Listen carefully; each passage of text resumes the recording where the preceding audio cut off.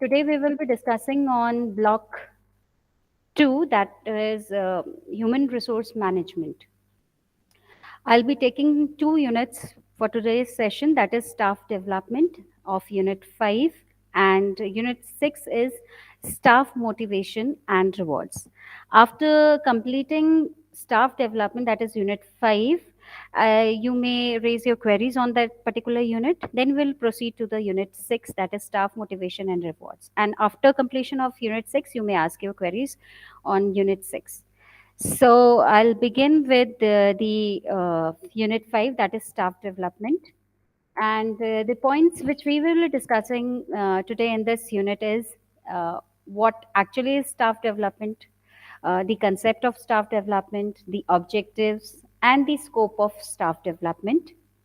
While we will be discussing on the models of staff development, the identifying the training needs, the components of staff development program, the formats of training, and the evaluation process.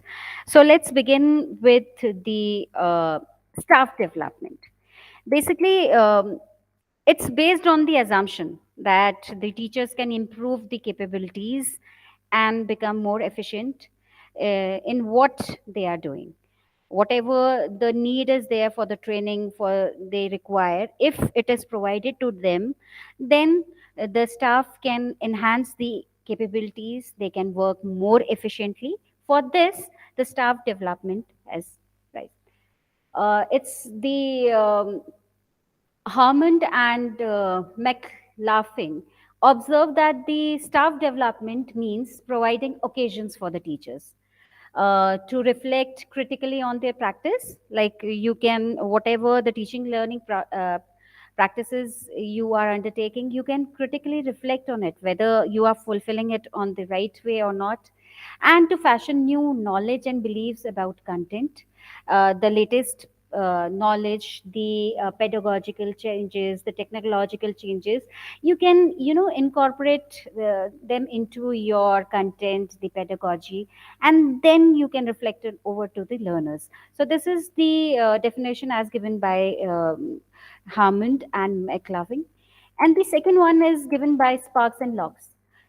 They said that the staff development are those processes that should improve the job related knowledge.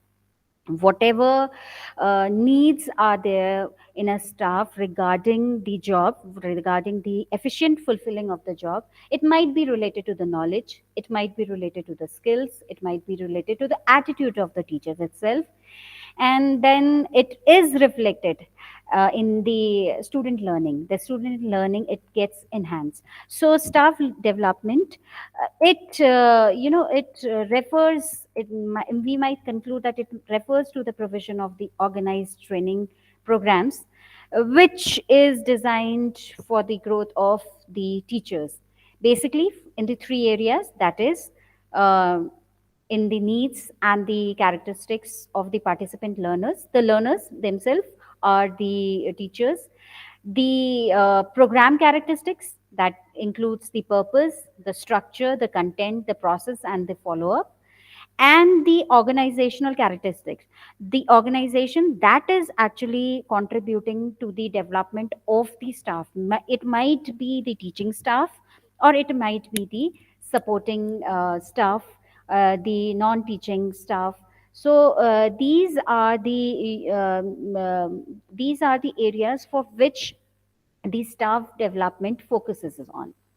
Next, we will discuss on the objectives of staff development. As we have discussed earlier also, the general objectives of staff development are to identify, just to identify the whatever the needs are, whatever the unused potential of the staff members are at different levels. It might be at the administrative, it might be the staff in the administration, or it might be at the teaching level. So you need to identify the unmet needs, the unused potential of the members. Then the second one is the objective of staff development is not only identification but also to provide them support and training, just to just to enhance their efficacy at the, not only at the individual level. The individual demands the support and training, not it's not for that individual only but also for the effectiveness of the institution also. So basically, it this the programs which we design in the staff development, that should impact the teacher, that should help him, that should support the teacher in enhancing his professional capabilities, and also that should enhance the institutional effectiveness also. Next, we can talk about the specific objectives of the staff development. Uh, that is, you need to identify the weak points, or you need to identify the needs, you need to identify the unused potential of your staff members. And these needs, they variate.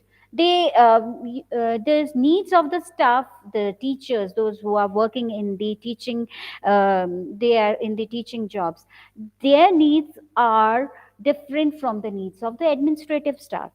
For then the staff development, its objective is to identify the needs of each and every staff, and then whatever the need and the requirement is, you need to fulfill, you need to provide them the support as well as the trainings. Like for example, the teachers might want to improve their knowledge of the content, or they want to improve their delivery system, while the administrative employees, they want to improve their record keeping system. So the need is quite different from one another, but you need to identify those needs and you need to work on them, you need to help them then by providing training or providing support at different levels.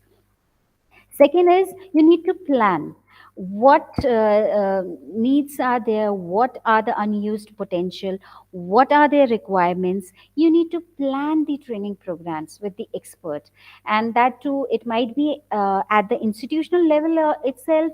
You can plan with your staff, you can plan at the district or the local level. It depends on the need, it depends on the requirement of the participants, the teachers, the administrative staff, the staff itself. And then you need to implement. It's not only the planning process, you need to implement the proposed training program at an early date.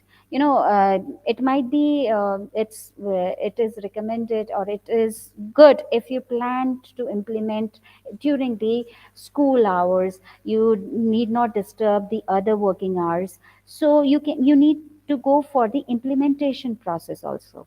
Now, next is, you need to evaluate whatever planning you have done, whatever implementation you have done, whatever input you have given in the terms of training, in the terms of support to your staff members.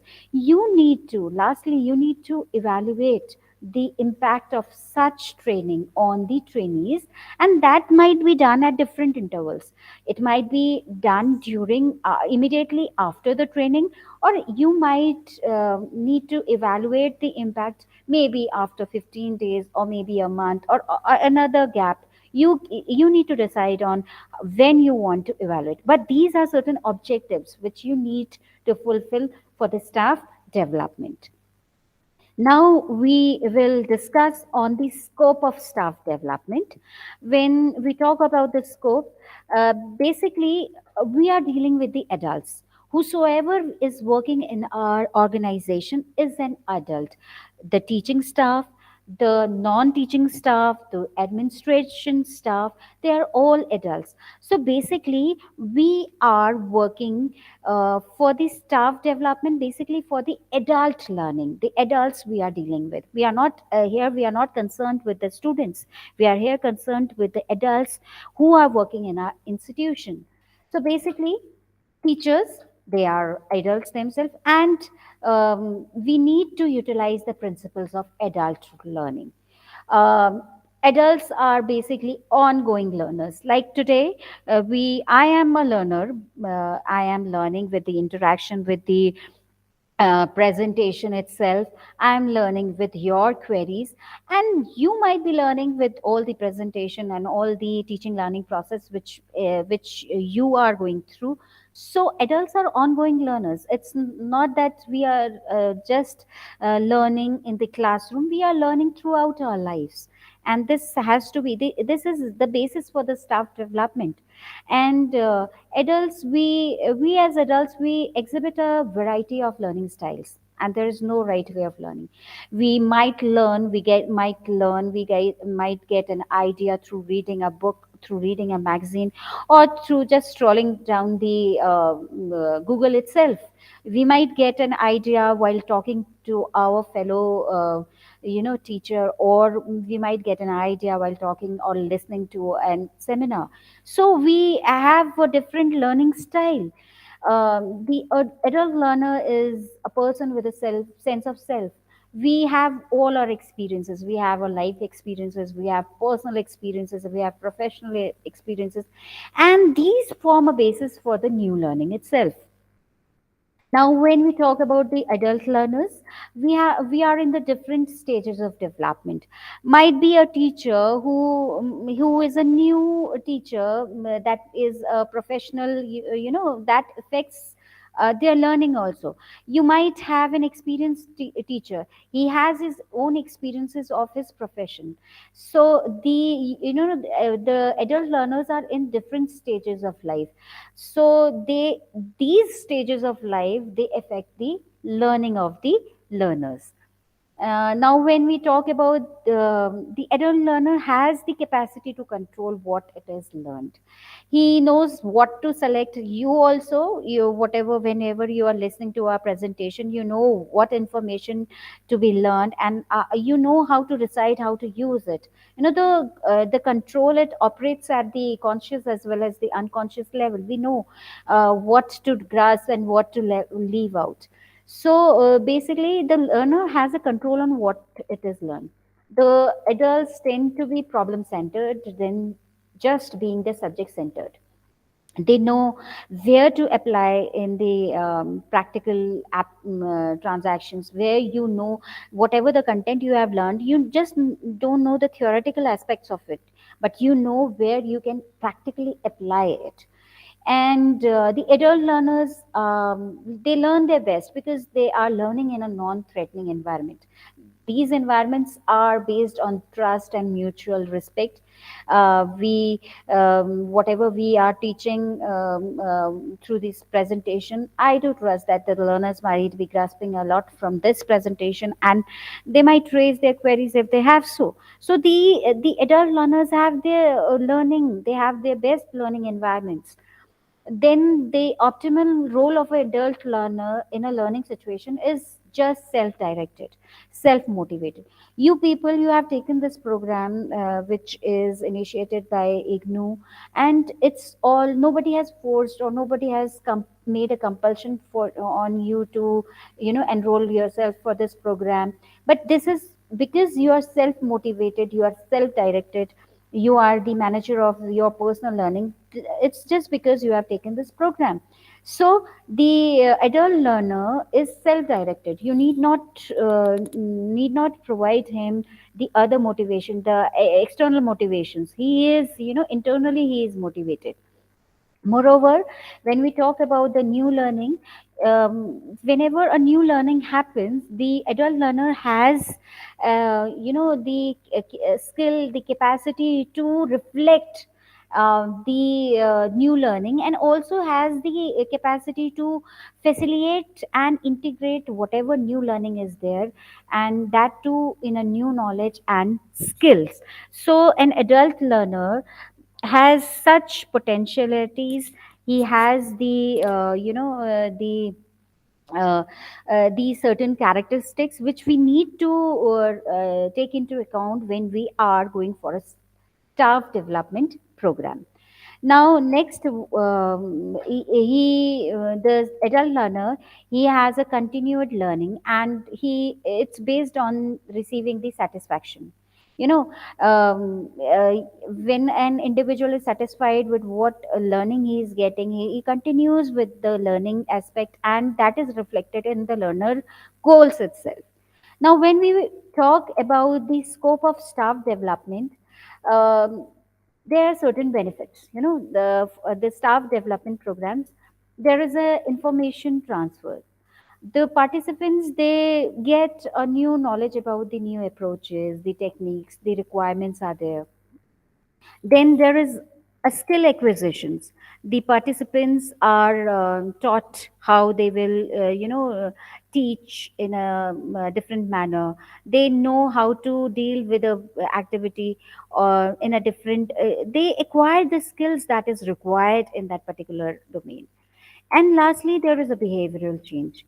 When a new information or skill is being taught, we do expect that that new knowledge, that skill will definitely bring a change in their behaviors.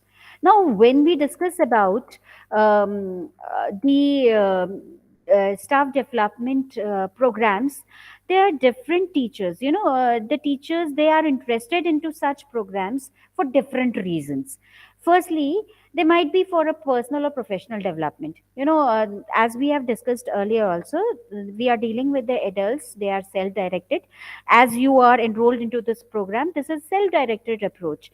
You want to, you require the need to, you had a choice of it, so you are directed towards it. It's just self directed. Nobody has told you about this program, that you should get into enroll into this program. So this is personal or professional development. The participants, they are usually enrolled themselves for such trainings or such programs because they are self directed, and this is of their choice, this is for their needs. And the second one is for credentialing. Sometimes we have seen that it is mandatory for upward climbing for the in your career. You require certain programs, you require certain courses which you have to fulfill, which you have to attend. For that also, people, they attend such staff development programs, that is for certification or for getting the licensing or any other thing. And third is for the induction, as we have discussed in the previous counseling session also. When an newcomer enters into certain job, he requires, he feels the requirement of the knowledge, the curriculum, the content, the process, the kind of evaluation which is undergoing in that institution. So for those newly hired, for those newly recruits, you require the induction programs also. And lastly, for the school improvement, the school management, if it feels that you or the teacher might feel that he wants to improve the student performance, he wants to improve the curiosity, he wants to develop the imagination, the creativity, the self confidence in oneself also, and in also he wants them to be improved in the students also. For that also, the staff development programs, the staff development need is required. Now we will talk about the various models of staff development. There are five theoretical models of staff development. The first one is the individually guided model, IGM model. This is staff self-directed development model. This model assumes that if an individual teacher can find his learning needs, that teacher can itself plan and pursue activities which he believes will lead to the desired self learning. As you might have also got into this program just because you are following this individually guided model, because you are you have found the need, you know the need, and you have planned for it, and you are pursuing the activities. you are undertaking, have enrolled yourself to this program. So this is the individually guided model where the adult is in the best situation that he can learn efficiently, and he can, he can himself plan his needs, and he can also pursue the activities for the fulfillment of his needs. The second one is the observation and assessment model. This can follow in the classroom itself, because one can it is assumed in this model that the if the teacher, he himself observes his own practice, teaching learning practices, that can, that can give an insight into how he is performing in the class, how he is actually dealing with the teaching learning process. And when an introspection into his teaching learning process is done by the individual himself, the teacher himself, then he can become a better practitioner. The second one is assume that if there is someone who can, you are there to observe somebody's ongoing practices, or there is someone who can observe your practices in the classroom, that that will help you in learning the as an observer also, and also when you are being observed. So the learning, it happens twice. And the third one is when somebody else is observing you, you will get an feedback from that observer, and that encourages a person to strive for further improvement. You know where you are lacking, you know your needs, and then you can try for the improvement. So here you get a reflection and analysis for the professional development. The next one is involvement in the development improvement process model. That is IDLPM. One can enhance himself when when teachers are incorporate or indulge into curriculum development, or for designing programs, or they are involved in the school improvement processes, for solving the various problems of the schools. If they are involved, these these activity actually gives an um, opportunity to the teacher to think and also to act. This helps in the development of the individual, of the teacher himself. And the next is training model. Now, in the above three models, as we have discussed, the first one, where the individual is self directed and he tries to pursue the activities which will help him in improvement. The second is when there is an observation of his teaching learning practices, and then he gets a feedback from his observer or the fellow teacher. Then the third one is he is getting more involved into the school development programs and getting an opportunity to improve himself. The third one is the training model. This is TM.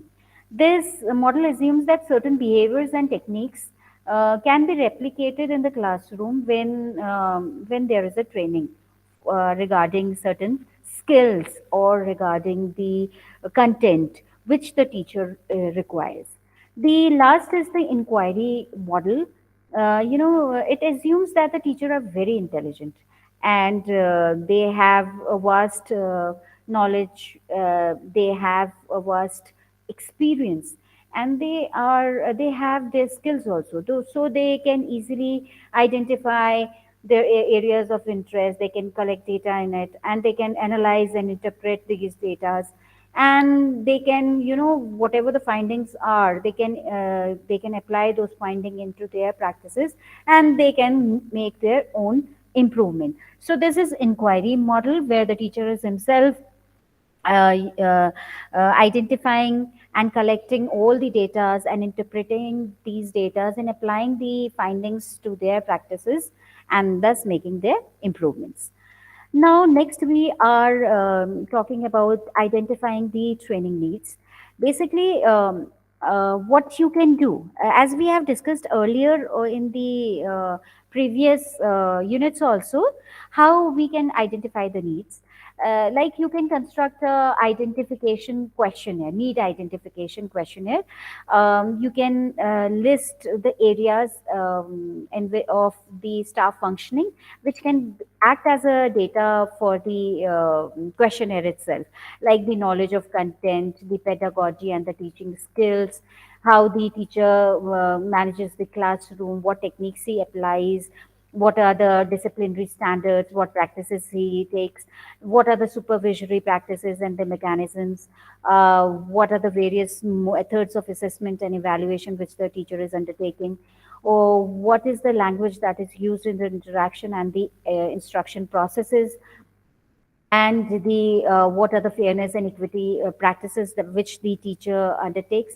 And you can talk about the teacher's personality as well as the motivation also, how the teacher manages the emotions. So what you can do is you can create a questionnaire out of it, or you can go for another technique is you can go for the strength weakness analysis. This the need identification questionnaire is one way of identifying the training needs. The other, you can go for the strength weakness analysis. You can ask the teacher to introspect and then write on a piece of paper their strong and weak points, and then you can analyze them, the weaknesses and the strong points, and then you can prioritize, and you can plan a program for the majority, the majority of people, the weaknesses they have, the need they require, the need and the requirement the staff has. So you can focus on that program which the majority feels. Another one is you can use a brainstorming technique. You can do it with your class, with your teachers on one session. You can, you can tell them to openly discuss their difficulties and the difficulties in the various areas of job performances, and then you can, tell them. You can write down in your blackboard or any other board, and then you can help them to discuss each one of them one by one, and then you can categorize, because you will be finding ample of requirements, the needs, the difficulties. So you can categorize them, and when the needs are categorized, you can prioritize them according to the number of responses or according to the percentage, like how many of them, if the maximum number of the participants feels a certain need that needs to be fulfilled, then you can plan a program on that particular requirement. So this is how you can identify the training needs. Another one which we can discuss is there are certain common problem areas, and I'll not be elaborating on these common problem areas. So these are like the teachers, they require the need for increased competencies and the skills which they require for delivering the instructions or for the teaching learning process. They complain mostly the high teaching loads. They have over dependence on the text. They don't have the other, the TLMs. They are not provided. So they have large class sizes and to meet the needs and requirements. So these are certain problem areas. The underachievement of the students, in spite of telling them and making them understand the whole text. There is a need for updating of the knowledge itself. There you find the you might have a hierarchical and a conservative management, and where you find it difficult to put your words in front of them. So there might be some strategies, the organizational strategies might be there. There might be excessive theoretical control on the content and procedures, so you might be feeling pressurized over it. You might have a weak channels of communication between the teachers themselves. So these are certain areas: the poor planning itself, the lack of participation in the decision making, and the teachers' own attitude as well as the values, and the lack of incentives. Like you are made to do, you have high teaching loads, but you are not getting the incentives of regarding the extra work which you are doing. So these are certain common areas which have been reflected, and these are mostly the repeatedly problematic areas which are found among the teachers. So, little knowledge about the assessment, the ongoing teaching learning pedagogy, the updated knowledge. So, these are certain problem areas. Now we will discuss about the various components of a staff development program. How you proceed with a staff development program, because I suppose that you all have, you have um, a goal to become a head teacher. So you need to plan out a staff development program. So you need to know what are the various components when you are framing a staff development program for your teachers. So basically, the first one is the structure. Like when we talk about the structure, you need to know where you can facilitate and by whom you can facilitate the staff development program, where it will be organized, whether in the workplace or in some other environment or in some other place. So this component is regarding the structure of the staff development program. So it ensures that there are certain characteristics which you need to keep in mind when you are developing a staff development program. The first one is you need to design the program on the basis of adult learning. You need to focus on the principles of adult learning. We have discussed in the previous slides also, adult learners are quite different from the youngsters. They have their own, they have their own knowledge, they have their own experiences, they have bundle of experiences. So you need to design a program based on the principles of adult learning, and you need to understand the process of change also, and you need to think that if the programs are being organized and are they should be conducted during the school settings. The development of teachers can take place in more than one incident. You need to frame different programs, you need to include different activities, so that the participant, they gain progressively, they gain the knowledge, the skills, and they gain the confidence. You should try to schedule your training, as per the convenience of the learners, because if you are interfering with the ongoing job requirements, they won't be giving their 100% into those training programs, they won't be benefiting from the training programs. Secondly, you need to plan the program at a convenient location. You should have the trainers that should have a credibility with the teachers. The teachers are involved in the planning itself. You need to talk to your teachers, which plans, what kind of activities they want for their improvement, for their development. So you need to have a discussion with with your teachers also, for whom you are planning the development program. And you should develop the presentation as well as the complete program of the training schedule. Now we'll talk about the second component, that is content. Now, the content for the staff development, that should include whatever the needs of the teachers are. You cannot go beyond that need. You need to know the first criteria is the need identification of the teachers. What they require, that content should match their developmental needs of the teachers. The second is you should focus on the school improvement also. um, how the training will improve the school productivity. That should be on the focus when you are planning the content. uh, the third one is that content should be more concrete. That should not include mostly the theoretical concepts. You should rather focus on developing the specific skills. you know just introducing this concept but not going for the practical application of those concepts will not be fruitful for the um, staff itself. Now you should also focus on the professional development, for the job related tasks which are faced by the teachers. So the content should focus on that, and there should be clear and specific goals and objectives that are related to the implementation. Afterwards, the content should not be superficial. That should be research based and should be tied to the students' performances. The use of new behavior should be made very clear. The individual home situation should be understood, and that how the individual will be able to apply the given knowledge, that should be incorporated in the content itself. And you should go for the between workshop content.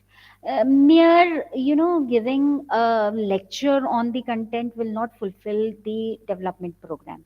You should go for different activity. You should go for some observations activity, observational or activity for the participants, for the teachers. uh, you can go for a visits, you can plan for a visit, you can go for a discussion, that can be a group discussion or a panel discussion, that helps in facilitating the implementation process. Now we can talk about the third component, that is the process. Now we have to keep in mind certain key elements. Since teachers are expected to be actively involved in the teaching learning, so their responsibility is to be actively involved in the program. The program should recognize that teachers have different concerns at different stages and in the process of change. Whatever the need requirement is, that should be incorporated in the process. Content should be provided in variety of modes. There should be a variety of activities that I have discussed earlier in the implementation upward. So there should be opportunities for the individual activity also, for the group activity also, for the small group instructions also. And the complex knowledge should or the difficult areas or the skills should be introduced gradually. You should follow the steps of introducing the ones which the learner knows.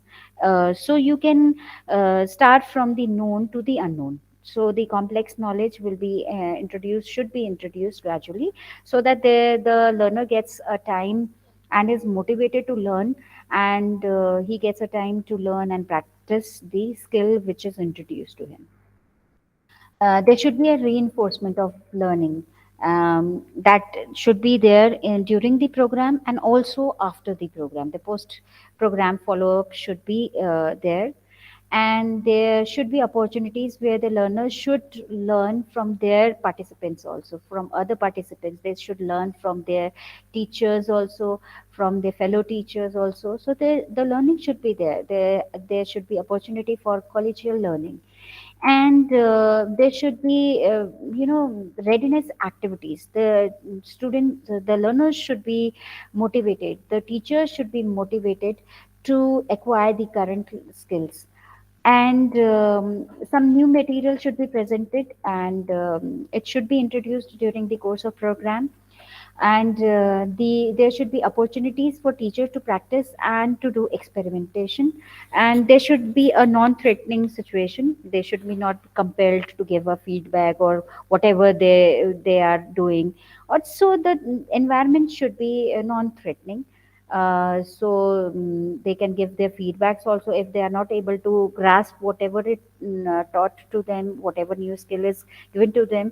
So they should be able to give a feedback on that, and they should try to produce something good and something new that should be beneficial not only for themselves but also for the institution. As a part of the program design, they should learn in a cooperative situation with and from each other. And then you should go for a follow-up program. That is an important aspect, that is an important component of the staff development program. That gives an accountability to the implementers also, how the training has been implemented. And also it helps the teachers, and also it helps the training providers, that if there is some lacking in the program, or if whatever needs and suggestions are given, they can take up in the further activities which they will develop for their staff in the due process of time.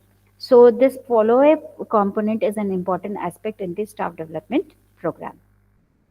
Now we discuss on the organizational context also. There are certain guidelines which may be set. The teachers and the school should use the interrelated strategies for the teacher renewal, the program innovation, the knowledge production, so that they have a good and a professional functioning school. Learning should permeate everything. The whatever the school or the district or the government has allowed them to do, it must be seen equally. It's not that the staff, whosoever in the higher position, he doesn't require a learning atmosphere. That individual also requires it. So there must be a strive to coordinate and integrate all the members in the staff development process. uh, and the third one is you should pay attention that there are two fundamental requirements for the staff development. That is, you should incorporate the attributes, the qualities of the staff development, the staff itself in the staff development process, and should incorporate as many activities as much possible. And you should ensure that the ultimate purpose of staff development is more than implementing a specific innovation. It's basically you are motivating your staff for continuous learning, and this continuous learning is more valued, and it's an integral part of the culture of the schools and the teaching, and it enhances not only the teacher in the professional sphere, but also in the it enhances the effectiveness of the institution itself. So it should be an important aspect. Now we will be discussing on the various formats of training. There are various formats depending on the needs of the teacher, and some common formats are being discussed today. What you can do is observation. Simple format is for the training. You can, if you are sitting and listening to a competent teacher who is delivering a lesson in a classroom, you can pick what is appealing and discuss how and why of it. You try to incorporate the strength of a competent teacher into your own teaching and learning. So that is done through the observation itself. The second one will be planned discussion. um, you can ask experienced teacher. You can discuss whatever planning you have done for implementing your lessons in the classroom. You can ask and discuss with him, and ask him to observe what you teach, and you can also go for the observation. So these are two formats. Now, the third one is interactive planning. There might be teachers of the same subjects in your schools. You can join hands with them. You can plan, discuss, and you can try to sort problems after interacting with the same teachers, teachers of the same subject. uh, Third one is workshop mode. These workshop sessions can be organized when you are seeking a need for different pedagogical techniques, or you can there is a new examination pattern or a setting examination for practical subjects like sciences. So you are new to it. So for that, you can go for a workshop mode. You can go for a workshop session where you can learn from the session how to demonstrate in different pedagogical techniques. And another one is setting small groups. You can after problem identification, you can go for small groups also, and you need to have a discussion on the various problems which you have identified, and how you can you together you can discuss on the probable solutions for it. So these are certain formats of training, and these five are certain common formats of training which are in use. And then we go for the evaluation itself. After an effective training program, we need to address the certain questions, like did the goals which were set up for the training, did they actually meet? If they have, or if they haven't, then why? And why not? What were the problems? for not meeting for not achieving the required goals, for not achieving the predetermined goals for these programs. And this evaluation is also required. Are the teachers actually involved and enthusiastic about their teaching? Are they were the teachers being actively involved in the training programs? And also how we can make the program better. Just seeking what we had already decided, what were the goals of the training programs were, why it is not met, have the goals being met by the trainings, or the trainer teachers or the participants of the training programs, were they actively involved in those training programs, were they enthusiastic about their learning, and how we can make the programs better. These are basically, you need to address these questions. And was the program designed to address and serve the benefit of every learner?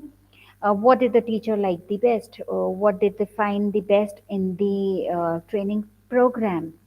uh, what would the teacher change? How did they change? What curriculum transactions were affected in the teachers after the training programs? And why, if there was no change in it, you need to find out the answer to these questions. And basically, uh, these questions form the basis for the evaluation, which is an important component of a training program. As a school head, because you are pursuing the you are pursuing to become a school head or an institutional head, you need to know the extent to which the objectives, the goals have been accomplished during the training program. You need to you can plan out, you can design a evaluation sheet, and then you can write down the different objectives and aspects of the program. And you may ask the teachers or the learners or the participants of the training programs regarding the responses, if they are feeling satisfied with any aspects, or if they are not feeling satisfied, they might indicate the reasons also. And the teachers should be told that they should whatever feedbacks they are giving for the program, that should be critical feedbacks. They give the basis for improving the training programs that will be conducted in the near future. So they should be reflective, they should be constructive. And so that the staff development program which the head teacher may plan for future, they might reduce the mistakes which they might have done in this program. They might not repeat the same training gaps which they have they might have missed in during the present program. So a similar exercise can be done talking to the teachers, or might be you can go by recording their transcripts that might be later analyzed. So this is an end of the unit 5 that was based on the staff development program. I ask my learners if they have any queries. You may raise your queries, and you may ask your questions regard on the unit 5, the staff development. Yes, the learners, if they have any query, you may ask your queries.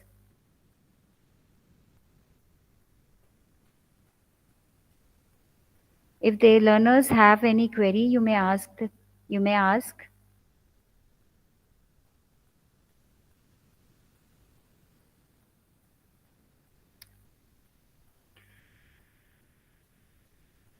Okay, I'm proceeding with the next unit now. The next unit is unit 6, that is staff motivation and rewards.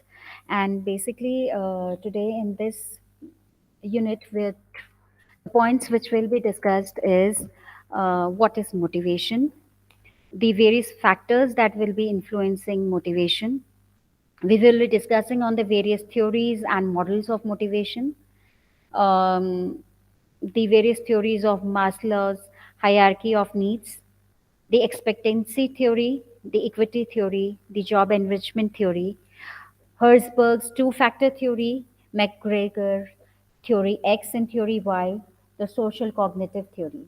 Then we'll proceed to the guiding motivated behavior, the implications for the head teachers, what the head teachers are learning from the theories, and the changes in the practices. And lastly, we will move on to the managing rewards, that is, structuring of rewards and the functions of rewards. So now we will proceed to the next unit. Actually, before discussing on what is motivation, we should know that there always in the institutional aspect, when we see that there are best teachers who are actually going beyond the prescribed text, who are actually performing beyond the prescribed roles and duties, but they are giving their best in a given situation. And on the other hand, we have found certain teachers who they just confine themselves into mere the kind of roles and responsibilities they have been given up.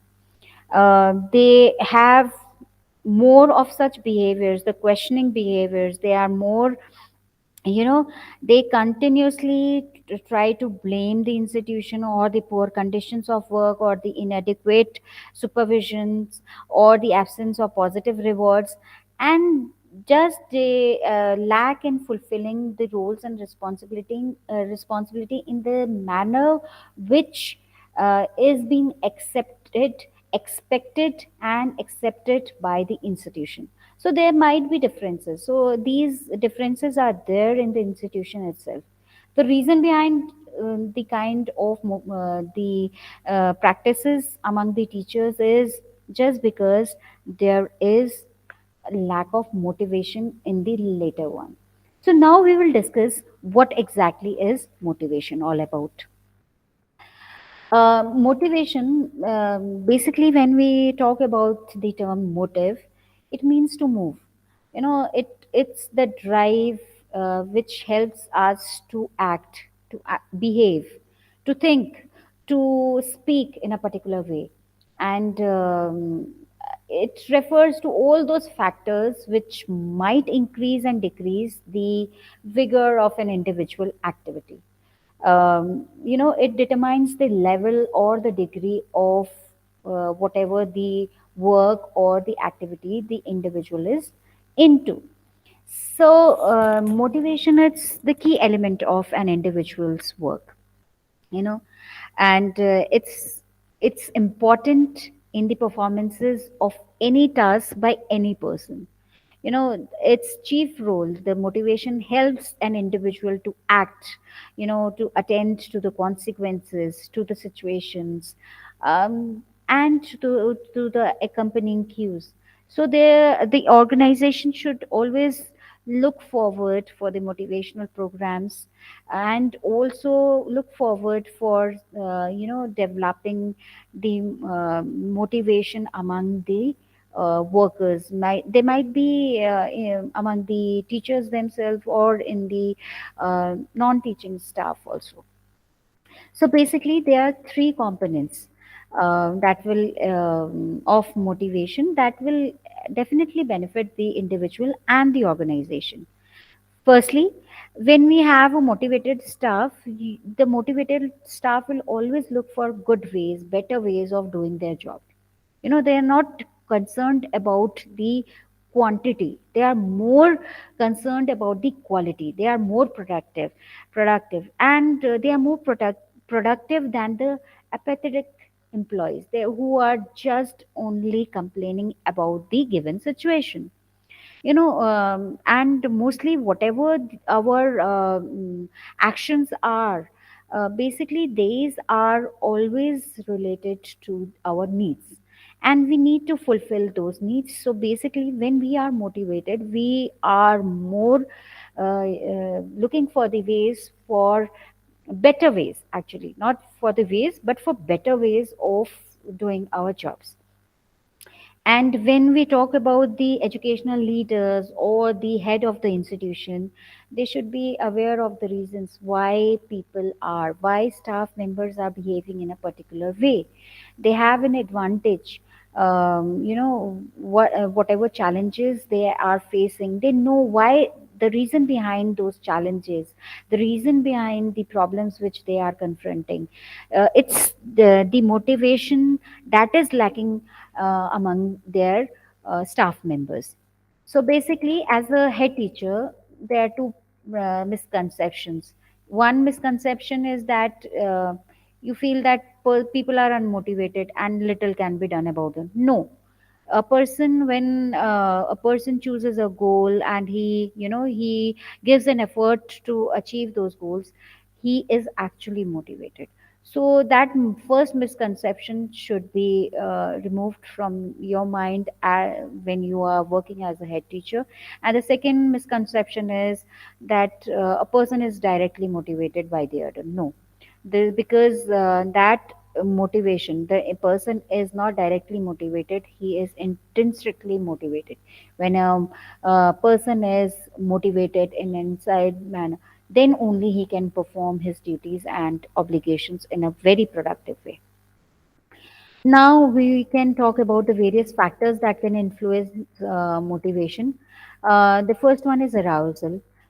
This is completely. I'm giving you an example of the teaching practices which we do, which we undertake in a classroom situation. The first is arousal. We engage the student in the learning. We try to give him an attractive atmosphere where the student is actually motivated to learn. That is the first component, that is arousal.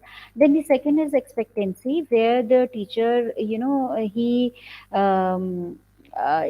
knows what objectives he has, what the child will learn after giving the input in the class. So what the children will be able to do, what the children will be able to perform after the instruction or the teaching which has taken place in the classroom. The third is the incentive.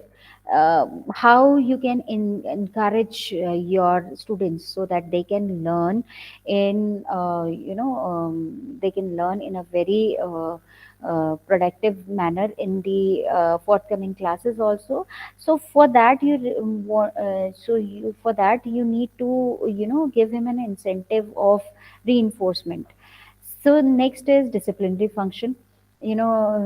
The teacher regulates the behavior to resist resistance and ripple effect.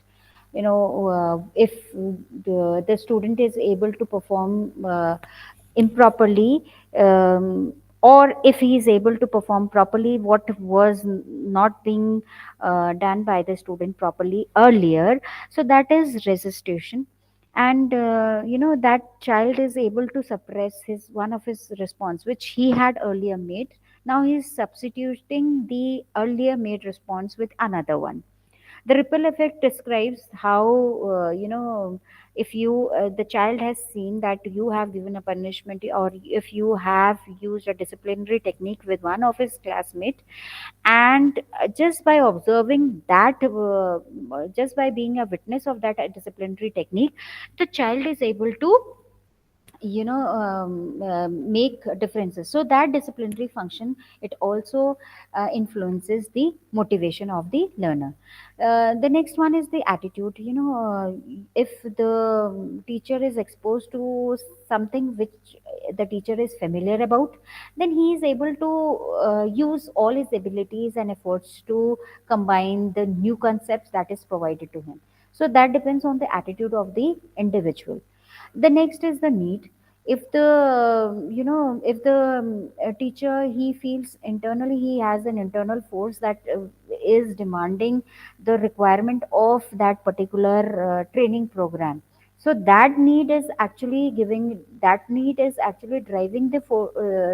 the teacher to make his efforts towards reaching the goal. So that need is also. The next is stimulation. It's like, you are giving a different variety of experiences to the learners. the change in the perception or the experiences of the external environment.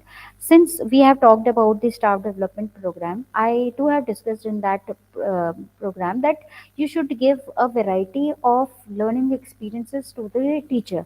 So that is the stimulation which you will, that is the stimulation which is an important factor which motivates the learner for, engaging in actively into that task. And the next one is the effect. The teacher emotional experiences, the feelings, the concerns and passions regarding the experiences affects the motivation. How the teacher feels. If he is feeling this, yes, he is,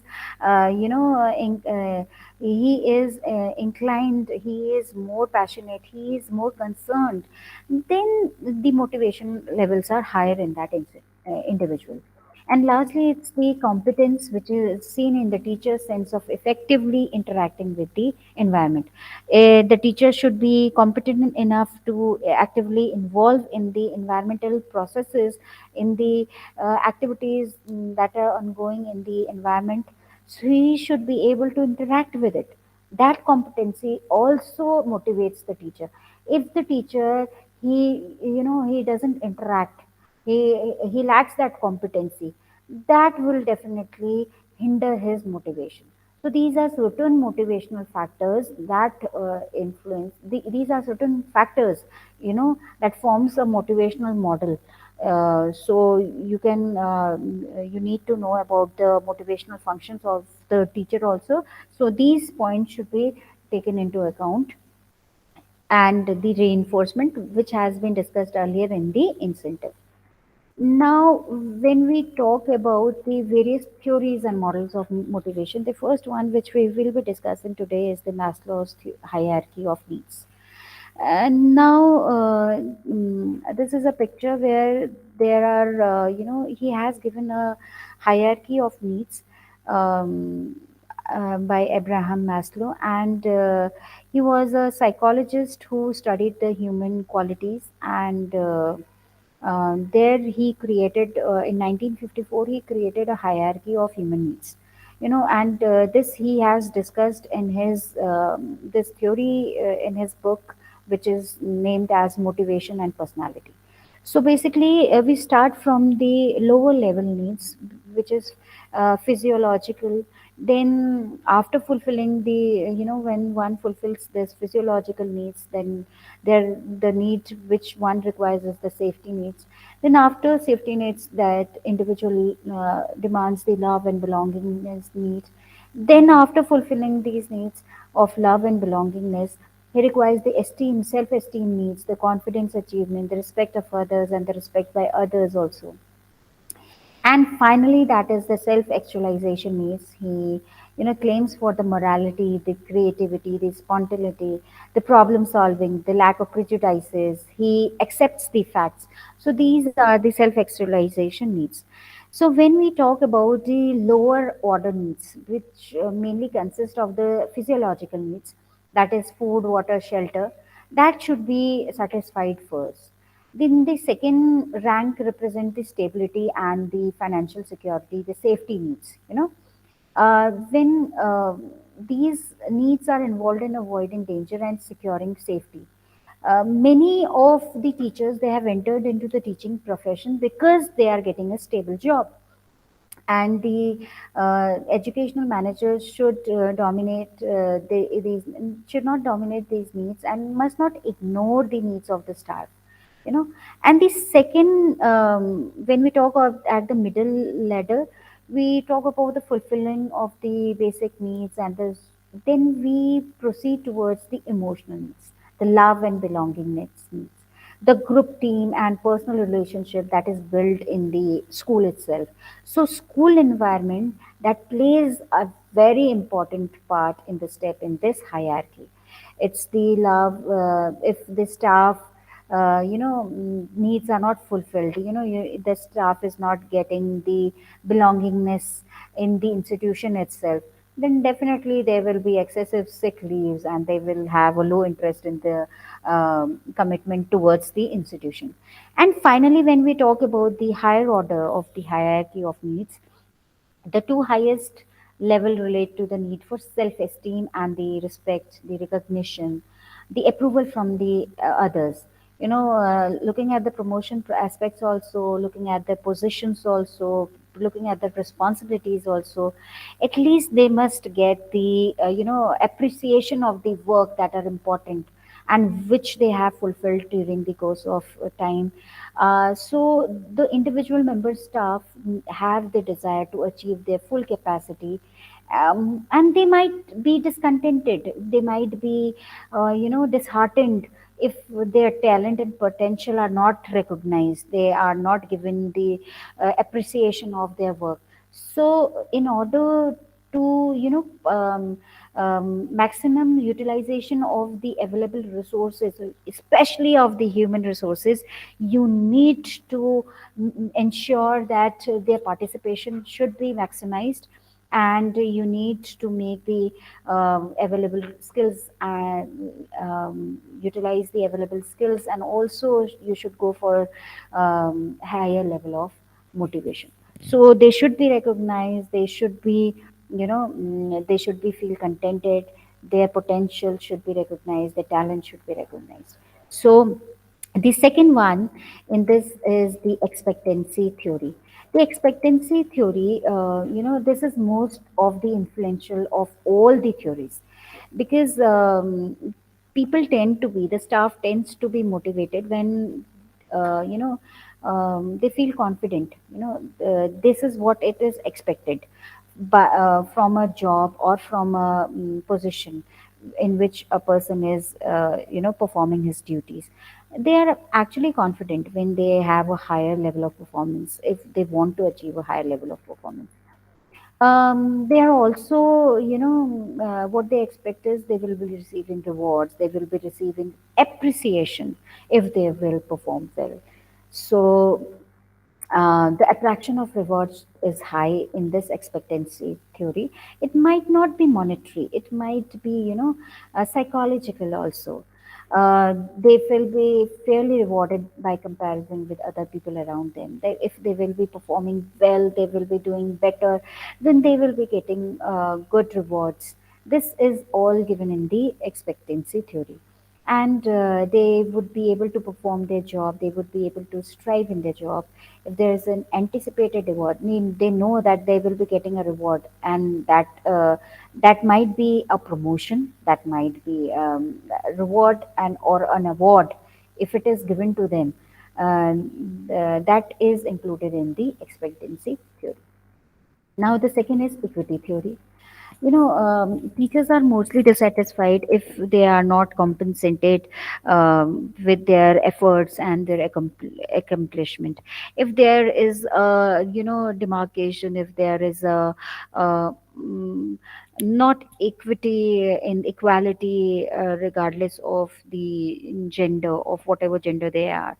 So they are, if they are dissatisfied, if they are not given the same roles and responsibilities just because they are of the certain gender. So they are motivated to reduce the inequity and unfairness only when they have they changing their work conditions. Since if the work conditions for the two genders or the two sexes are different, and equity theory assumes that they can only be motivated if their work conditions are similar. They should not be different for them, they should not be getting different rewards for fulfilling the duties. There should be a changing in the level of effort. Whatever the efforts they have been put earlier, they have put in, that should be reduced, or that should be enhanced. There should be a change into the level of effort. Now there has to be a changing whatever they do in order to alter the impression of others have of them, whatever they want to change. Then they have to be comparing themselves with different individuals. They might be comparing themselves with different groups or the individuals in the same organization or with the different organizations also. So there they start comparing. They assume that we should get an equal, benefit. We should get a equal role responsibility. We should get an equal working condition. We should get an equal, the teaching competencies that is required, the training requirement, what they have, they should have an equality to it. So this equity theory assumes this. And there should be a changing in their job or the work situation also. Might be there are certain teachers who are working in the extremes condition, and on the other hand, on the similar job, there's certain who are not facing those extreme conditions. So they require that there should be a changing job or their work situation within the organizations or also in the extremes also. And there's job enrichment theory. They think that the teachers are more productive when the task is varied and challenging. Whenever you give a challenging task to a teacher, that gives a job enrichment, movement. He identified certain factors. It's by Herzberg, and he identified certain job enrichment factors that just remove controls. He says that if the departmental heads and the leaders, they don't have any unnecessary control in them. Like they do have to give a reporting back to their heads. They have to give a feedback to their heads. That is a control factor. If that control factor is removed, that will enrich your job also. The effectiveness of the individual is enriched. The second one is increase the accountability. Like you should be accountable to whom? That should be framed in hand. Uh, the department should ensure that whom to, you are answerable to whom. If the teacher is there, there might be coordinators, there might be institutional head, there might be, vice principals over there. So to whom to report back, that increases the accountability. Now, you should create a natural work units. You should have a, you should be able to have a team of an involved staff, and that should be, identified and framed by you only, or the individual who is working on that particular task. That should not be levied by someone else. And the other one is, you should have a direct feedback mechanism. You should have the leaders, that what the client is giving the feedback. So there should be a direct feedback of all um, the tasks. You should give an introduction of new task, because when we are giving a new task to an individual, they get an opportunity to integrate their work with the others. They have an opportunity to work together. They work in a supportive environment. And NAST is allocate special assignment, ask the middle managers to undertake strategic reviews of the areas of work. You give the coordinators, you ask the coordinators to give a review of the various areas of the work. They can themselves also motivate the people by, giving the support, the help that is required by the task holders, the task performers. And you should grant an additional authority, to the middle managers, like as we have discussed earlier, like the coordinators or the departmental head. They should have an external relation responsibilities. They should be able to act as a middle managers. Now, next is the Herzberg two-factor theory. He actually focused on the two sets of factors. That is, the first one is the teacher's ability to perform effectively. That is work context. That is foremost important. Work context factors is like, you should always try to meet the baseline needs. As a head teacher, you should, look forward for the good working conditions, like the class size, the discipline conditions, the availability of the teaching learning materials, the the quality of the supervision that is being done, the other psychological needs such as basic needs, mostly that of money, that of security, the job security itself, the recognition, the status. So basically, these work context factors, they actually help in, they help in, removing the blocks of the effective teaching. If you are providing a good condition, working condition, the class sizes is appropriate, you are giving a good teaching learning atmosphere in the classroom, the class discipline conditions are also fine, you have various teaching learning materials, you have additional support materials also. So that removes the blocks of an effective teaching. And if you have an adequate supply of these factors, that reduces the dissatisfaction among the teachers, and that gives a motivation for the teachers to improve their learning also. So work content factors are basically intrinsic. When these work context factors are met, then only we can focus on the work content factors, and that is individual to individual. It may might vary, because an individual, the motivational level of an individual varies from the other in these intrinsic factors itself. You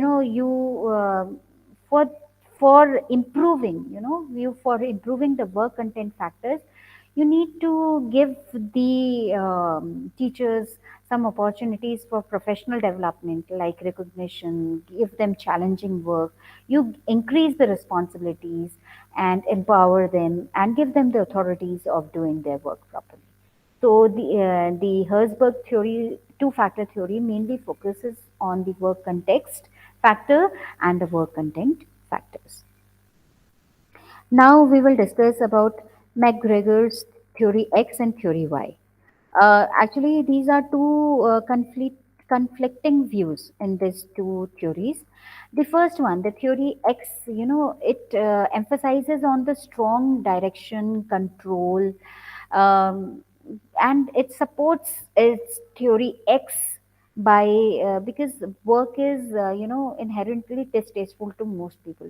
Most people don't like to work in the same manner which is expected for them to perform in the same manner, how we are expecting them to perform. But it sounds very distasteful to most of the people.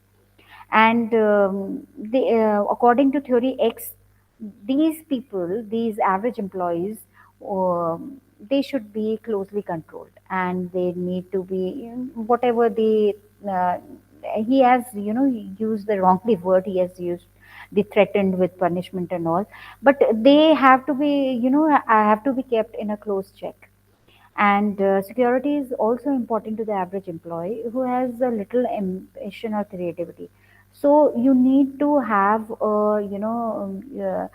you give a, you control situation by telling those people who are not working properly that if they are not working properly, they might be, you know they might be expelled from the institution, they might lose their job.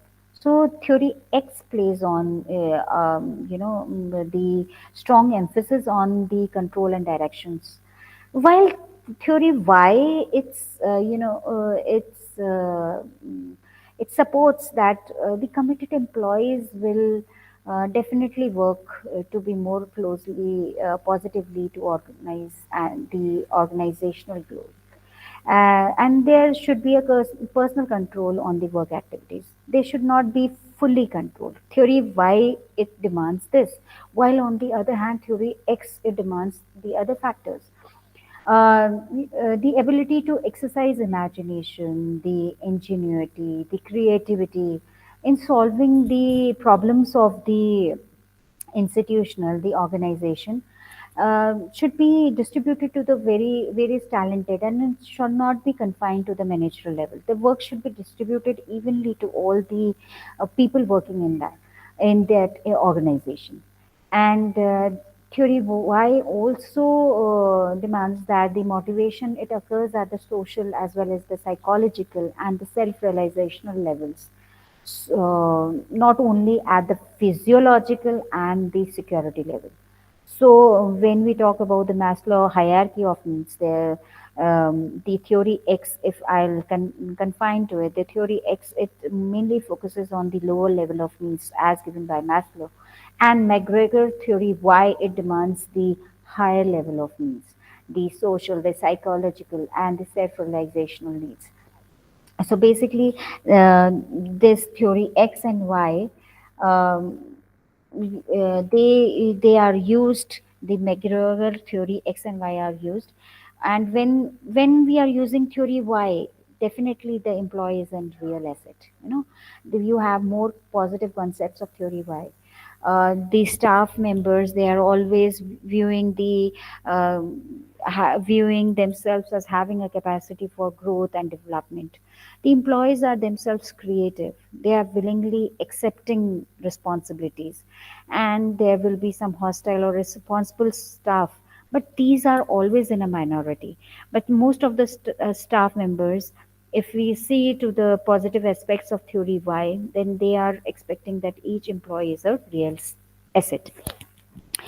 Basically, we use this McGregor theory of X and Y. Um, he has strongly recommended that theory X should be mainly for the new hires or for the newcomers in that institution. So there should be a closely controlled watch on the new hires, and threat is regarding the security of their job. They might be expelled, they might be compelled to leave the job if they are not performing better. And theory Y is basically for the experienced staff for whom the company take, for whom the organization thinks that the employee is a real asset. So staff have a capacity of growing in the when we are actually looking for the positive concepts of theory Y. Now we will talk about the social cognitive theory. This social cognitive theory, this includes both the concepts of expectancy and goal setting theory and the reinforcement theory, because it views motivation as what is motivation in the social cognitive theory.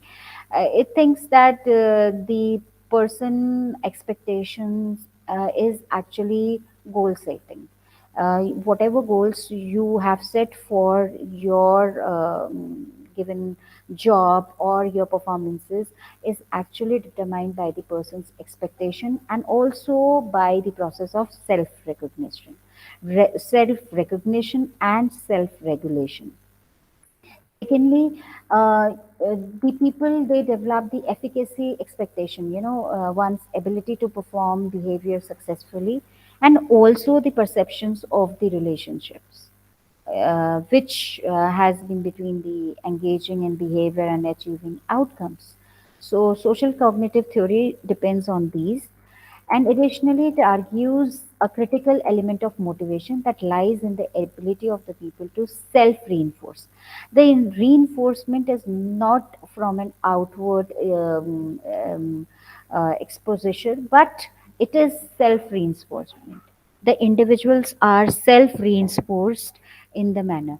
People necessarily evaluate their own actions on a continued basis, and they actually engage in self reinforcement and self punishment. If they are, if they are not performing well, then they are actually going forward for a self punishment. If their actions, they are able to evaluate their actions on a continued basis, they engage in self reinforcement also. Now, the what are the guiding and the motivated behavior that are implications for the head teachers? Um, the first one is what lessons we get from the theories. The lessons which we have from the theories is every individual has different needs. Every employee has different needs and structures. And maybe one thing that might be motivating one might not motivate the other person. So, a single action cannot express a variety of needs. You know, you are actually observing an individual action and you are getting an indication of it, you're observing it and you're getting an indication of the needs, their motives, their aims, but that cannot express the variety of needs. So it's very difficult to determine an individual level of motivation. The person motivational level might vary it, and that too differentiates between a person to another person. The as school heads, as school managers, we should be able to make a differences upon their motivational behaviors and the other behaviors. The in the school context, the teacher motivation, the educational managers should create an understanding. They should know what needs are, what aspirations, what are the frustrations of the staff, and that is all. um you can get it after a conversation between the among your staff members, and it's all based on mutual trust. You cannot justify that people are not communicating to you because they feel that simple communication with you as a head teacher, you are being very judgmental to it. No, that should not be there. You should be able to create an atmosphere where the needs, the aspiration and frustrations of all the staff members are communicated to you, and that is only through mutual trust. um, there might be certain factors that might be affecting their satisfaction also. You might feel that there are certain employees who are not satisfied. If there are certain changes that changes in the management structure may pose a threat to the heads, and they are satisfied with the existing structure. When you are working as a head and you have management above you, and if you are working and if you are satisfied with the existing structure, but if there is a change in the managerial structure itself, you might be posing to a threat. No, so these changes should be restricted. Positive reinforcement should be reinforced again and again, and because it gives improved performances. You appreciating someone doing a work will definitely improve the performance of the individual. If you are punishing someone for certain instances, they might give some harmful side effects also. They might create a negative feeling. And so you need to understand what kind of reinforcement are correct and desirable for that undesirable behavior of your employees. Feedback is also very essential. The staff, the employees who are working under you, they should know what they are doing is right or wrong. And it is not unfair not to reward good performances. If you are just punishing somebody, but you are not rewarding, you are not giving a appraisal of what the person is doing, then that is very unfair. If your staff is performing poorly because of lack of knowledge or skills, they should be provided good training opportunities that should be appropriate and meaningful for the enhancement of the their activities. Next is change in practices. Delegation of authority. When as you are working as a head teacher, you should delegate your authorities, and you should be able to understand, you should be able to identify those capable and competent teachers in your school.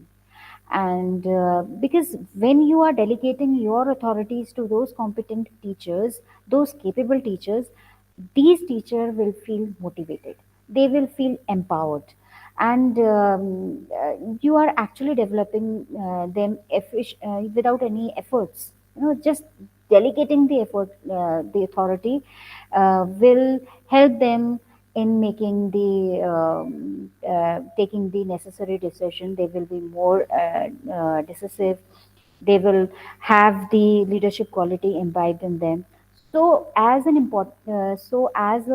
teacher, head teacher, you should insist that the decisions are made within the set guidelines, and you should give them the whole responsibilities of doing the certain activities. Next is participation.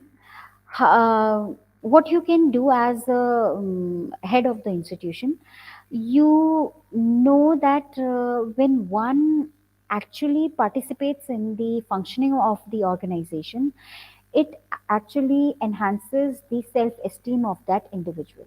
You should involve your staff in this decision making practices, the activities which are of direct concern to them. That will definitely impact their functioning. They will, the more you will get involved with the staff, you will find them a sense of ownership, the responsibility, the enthusiasm in achieving the set goals. So this should be included in your routine practices of the school. The next is communication. Uh, it has been observed that whenever the head teacher, they should keep their staff informed about the goals, the progress made, the results achieved, the cooperation that is shown by the teachers, and thus they display a sense of belongingness in the group. If the staff is not informed, they have least interest, they are less motivated, and then they will definitely gradually develop themselves towards the apathy and indifferences. So, as a head teacher, you should always keep the staff informed about the results, the changes, the progress, and whatever the future requirements and the needs are. You should involve, you should communicate with your staff members. And the lastly, it's the recognition. The head teacher should give credit to the staff, for whatever the positive actions and behaviors they have undertaken. Uh, Whenever the employee gets a recognition for the activity which he has done, or for his role which he has performed, for the responsibility which he has taken, it gives a sense of satisfaction to that individual, and they are encouraged even to work harder. So that recognition of that person is necessary. You need to give a sense of identity to that individual. That will definitely motivate, and this should be incorporated in all your curriculum practices, and when you are actually working as a head teacher. Now, we will talk about staff development. Since the various suggestions are given to the head teachers in this regard, you should try to build staff motivational development into life of schools. Recognize your school days, and recognize the school days, and just enable the teachers to work together. You should give responsibility to work individual, or they should work daily, or should work weekly. So throughout the year, you should give a responsibility to work in coordination. You should give a responsibility to work in cooperation. You should refine the teaching job to include blocks of extended time. The professional development activities should be incorporated. Now, what you should do as a head teacher, you should help the teacher to assume responsibility of their professional development. It's not only the responsibility of the head teacher to identify the needs, but it's the responsibility of the individual itself to analyze what kind of needs he requires, what are the variety of needs in their schools, and how they can effectively work for the development of these goals, for the development of the standards of student learning, and the standards for the professional practices also. And these teachers and administrators should work in collaboration. They should give peer assistance, they should give peer review, just to nurture the good practices that are adopted by the teachers. And they should work in community also, because when we are involving the community, they will provide a high quality staff development. You should involve the parents also, you should involve the community. That will help in, you will be able to adopt the visions for the success and support in teacher trainings also. And when we talk about the staff development, Additionally, as a head teacher, you can identify and use the behavioral techniques which we have discussed earlier to exert themselves and to achieve the goals. You should make sure that the teachers know what they know, how to proceed, and how they would be able to achieve their goals. You should be able to take the needed steps to satisfy your staff deficiency needs, like if they have the physiological needs, you should look forward for satisfying those needs, the safety needs, the belongingness, the esteem needs also. You should try to accommodate the instruction program to the physiological needs of your teachers and your students also. You should try to make the school physically and psychologically safe. They should feel belonging to that school. You should try to create conditions for such teaching experiences in which your teacher and staff, you can preserve the positive self-esteem among them. Next, you can enhance the attractions for development. Then, focusing on the minimizing the dangers to growth choices. Next is you should direct the teaching experiences towards feeling of success. You should adopt objectives that are challenging but attainable and should contribute to your and teachers' resources.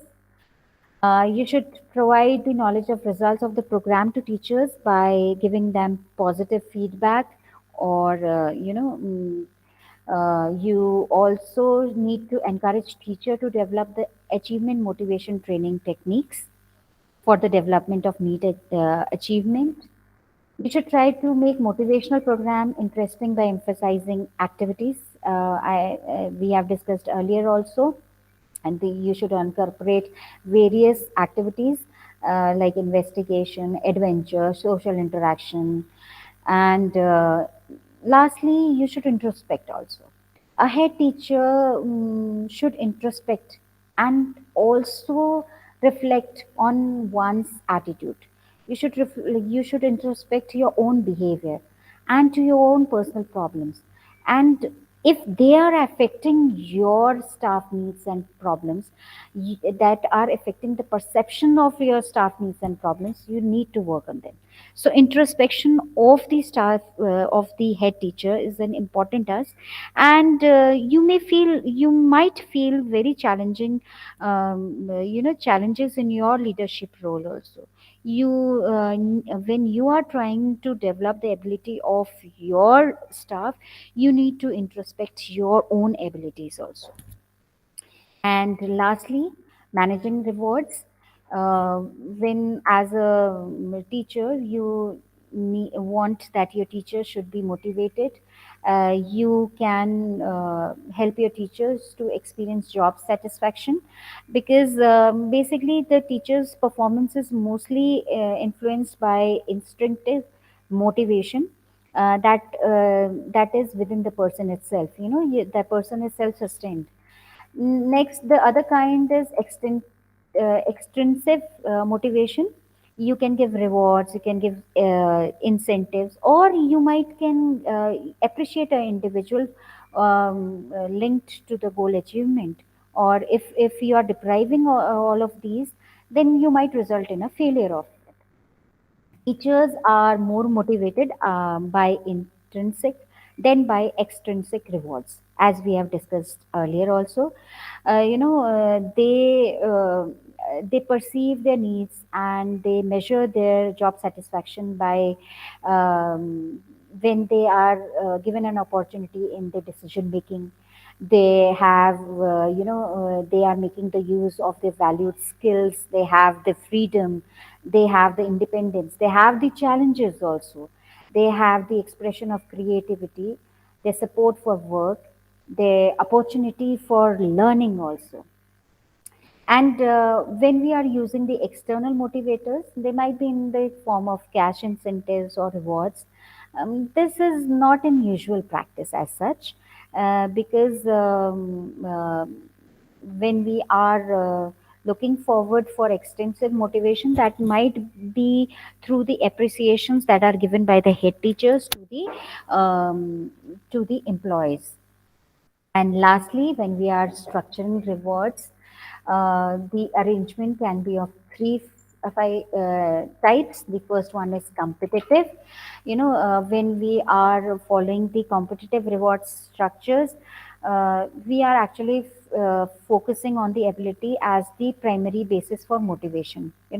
Uh, am I smart enough to accomplish that task? That is the ability. When we are using this ability for the basis of motivation, we are competing successfully or not. Nobody wants to be a loser, and nobody everyone knows that the task might be difficult to accomplish because only few can succeed in it. And you are uncertain about the task itself because success, it depends on how everyone else does. So this competitive arrangements can be done. And then there is individualistic. That individualistic structures are characterized by working alone. If you are giving an opportunity to a teacher to work alone, and earning rewards solely on the quality of one's own effort. So basically, the primary basis for motivation is on the focus on the task itself. I can do this, and if I'll try this. So the individual teacher is motivated. Then the last one is the cooperative structures. Basically, when we are focused on working together, you are focused on accomplishing your goals together with working together. When you are employing your employees for a cooperative environment, what is beneficial for other in the group is also beneficial for the individual. So that cooperative structure have a positive independence. And the members who are in the cooperative structure, they are motivated for cooperating others, and less focused on on the task effort. They are more focused on giving the efforts towards the cooperation of each other, and this is required in a constructive environment. So basically, cooperative learning and reward structures are inconsistency with the constructivistic approaches. So the lastly, I come to the last slide. This is the functions of the rewards. Generally there are two functions of rewards. One is motivational, that when we are motivated, the chances of engaging in certain activities are increased. And the second one is informative. When the goals are appropriate, we are provided feedback on the success. So basically these are two functions of the rewards. And rewards are also regarded as reinforcers, because a positive reinforces, it increases our the performances of an individual, and that acts as a positive reward. When you are giving an attention to an individual, you are praising, that constitutes a positive reinforcer, and that is required for most of us. Good performances require more positive responses. If you are giving a negative reinforcer, that helps in cutting down the unpleasant stimulus, or the our that might can affect the productivity also. So teachers in the cooperative spirit and motivation morale can increase their work, and when they are triggered with good rewards as reinforcers. And criticism, naturally, it leads to greater performances but lesser resentment if it is lived in specific and kind ways. So in general, different situations require different kind of reinforces. So today, with this last slide, I come to this unit, this end of unit 6. I now I'm you I ask the students that they can raise their queries on this particular unit also. If you have any problem, you can raise your queries.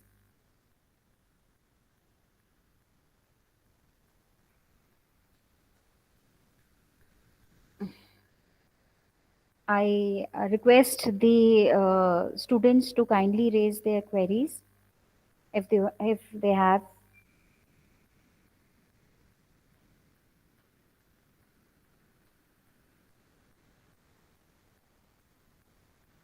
You can raise your queries by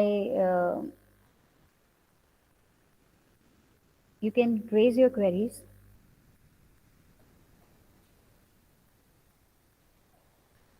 Good afternoon, ma. Good afternoon.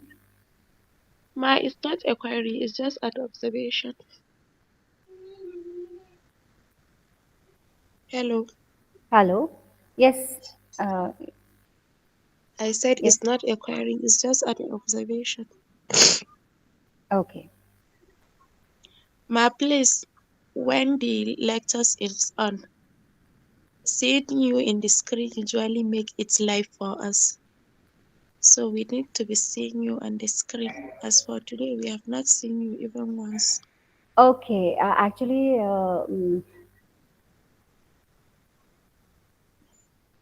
what happened today is, when we are sharing now, I am visible to you, right? Yes. Yes. Actually, what happens is, we are using this internet mode while presenting this. So uh, the data sharing is done, and when we are presenting, and we are also we have switched on our video. So basically, that occupies a lot of data. So for that reason, I have asked earlier in when I was starting this session, I asked the center head that whether it is compulsion for me to switch on the video or not. But he said that it's not required if it is when we are presenting it through the PPT. So next time I will definitely switch on my video also. But I have not even seen you people. If it is possible, could you please switch on your videos also, the learners? Because I have not seen you personally. I'm familiar with you uh, by your names only. If it is possible, could you please switch on your videos also, so that I will be able to see you people also. Okay, pa. All right, all right. So I am thank you. Neighbor Sufyan from Nigeria. Okay, thank you so much. Thank you for listening. And if you have any query, you may raise your queries also. Thank you so much. If you have any query, you may raise your queries. I said, can we get those slides for the lessons? Since you people are demanding it, and I'll talk to the regional center head over there, and if he allows, then that will be shared with you people. All right, I'll be sharing these slides to the PPTs with the regional center, and then they will be able to share it with you. Maybe in your WhatsApp group itself. All right. Any queries, or or shall I wind up this session for today?